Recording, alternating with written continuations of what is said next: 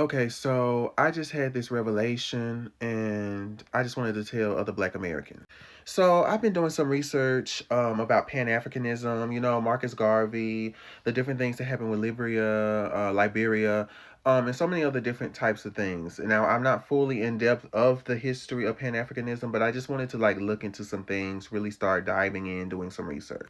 And one of my mutuals on TikTok decided to give me a recommendation for a book. And so I decided to go to Audible to look at this book about somebody who's Black American who felt a sudden sense of loneliness, or a very specific kind of loneliness, going to a country in Africa where they realized that this idea of Pan-Africanism wasn't what was taught to them, right? Now, there has always been a history of Black Americans and Africans, and various other different types of Black people in the diaspora who have been kind of hesitant about this particular type of Pan-Africanist movement, even before Nigeria and them saying that they do not want to allow Pan-Africanism, supposedly in Nigeria because of whatever reason, right? There's always been this thing, or this split between Black Americans who wanted to go back to Africa and reconnect with their roots, and people who decided to stay in America and try to build and survive in the best way they knew how. And so I want you guys to listen to this excerpt, right, or this particular portion of the book, because I just thought it was really interesting. Began in 1992, attracted participants from all over the African diaspora. The reunification of the African family and the return of its children to the homeland were the animating themes of the festival. On the ground, this often translated into a comedy of errors, as in 1994, when the Ghanaian Concert Party Union decided to welcome Black Americans to Ghana and pay homage to their culture with an old-style blackface performance. A bureaucratic obstacle prevented the show from being performed.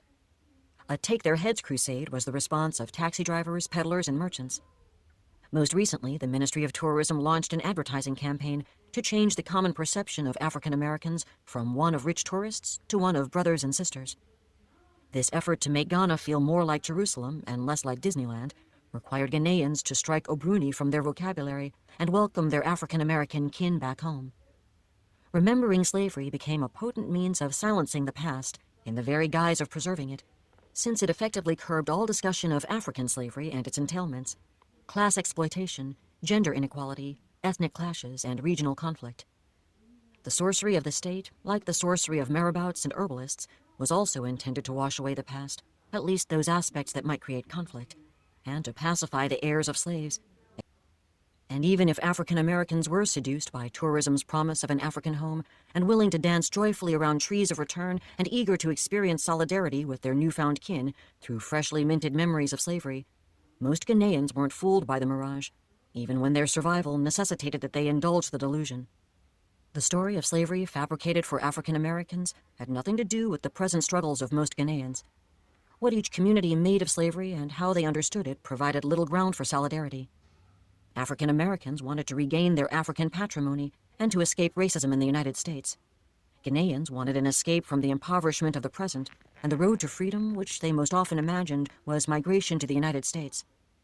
African Americans entertained fantasies of return and Ghanaians of departure. From where we each were standing, we did not see the same past, nor did we share a common vision of the Promised Land. The ghost of slavery was being conjured to very different ends. In the United States, Black people's insistence on reckoning with slavery in the face of national indifference, if not downright hostility, has been an effort to... Now, that portion of the book really enlightened me, or I kind of resonated with it in some form or fashion, because as a Black American, I never could really quite articulate that feeling of being around other people who look like you but do not share the same culture.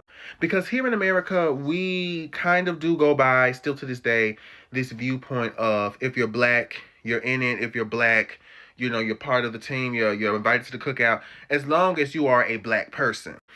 And so, as time's starting to go by, as we're starting to go more into conversations about culture, going more into conversations about the differences that we share, even though we look similar to each other, there is this understanding that Blackness is not enough, right? And I think the biggest thing that I have taken away from the book so far, and just a lot of the different kinds of introspection I've had about this whole diaspora thing, is that there's a lot of self hate and there's a lot of, I guess I could say, cowardice from a lot of these supposed Pan-Africanists. I understand the ones who have pride in themselves as a Black American, who understand that they have a culture here, but also want to respect African culture, also want to reconnect in some kind of way, but are very understanding of the fact that they are not considered African, they are considered American because of where they came from and because of the culture that they do know.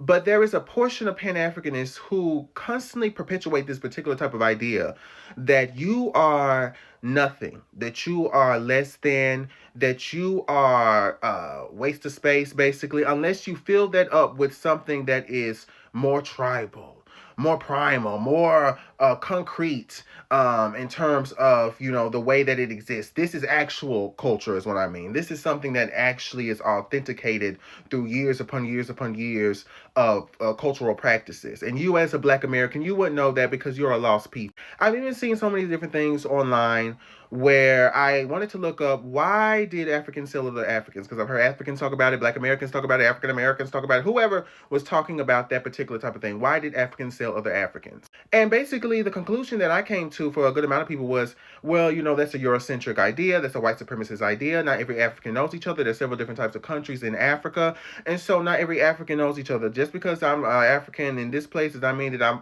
cool with somebody in that place.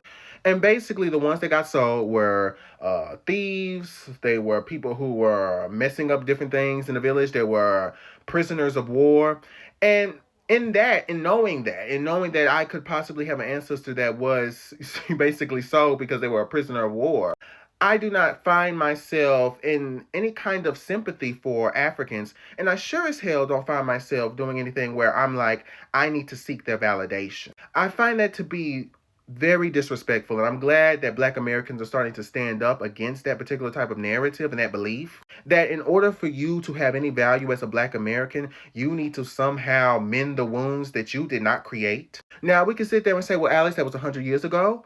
That is something that a lot of the descendants from that, a lot of the people who were connected to the ancestors of that, they had nothing to do about that. They had nothing to do with it, right? They're like white people. We didn't have nothing to do with it. Just because I'm white, I mean, okay, fine. But at the end of the day, if we're going to sit there and say that I'm African because 100 years ago, I just so happen to be from West Africa, then I can sit there and also acknowledge the fact that in those origins, there was a possibility that people who looked like me decided to sell somebody else because I was part of a particular type of war, or they needed the money, or whatever the hell is the reason. And so at that point, I'm going to come to the conclusion, or I'm going to have this belief, that I do not need to seek any kind of sympathy or any kind of validation or any kind of understanding, or I don't need to get on my hands and knees and kiss the feet of an African because who am I without them? That's silly. And it's even more silly to sit there and say that you're angry because African Americans are privileged and because Black Americans have so many different types of things, because the Black Americans are in a land of milk and honey and they don't know what to do with it. And you are the reason that technically we're here. You are the reason that we came here. You are the reason that my ancestors were even in the Americas,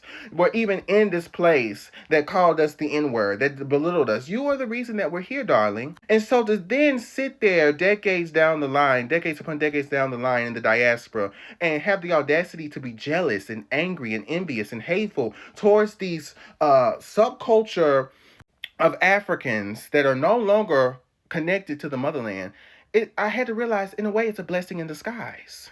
That we should no longer look down on ourselves and continue to see ourselves as people who are a byproduct of being this bastardized son or daughter of the motherland. I just wanted to say that, again, I try to be nice to everybody, but it's ridiculous, okay? It's ridiculous.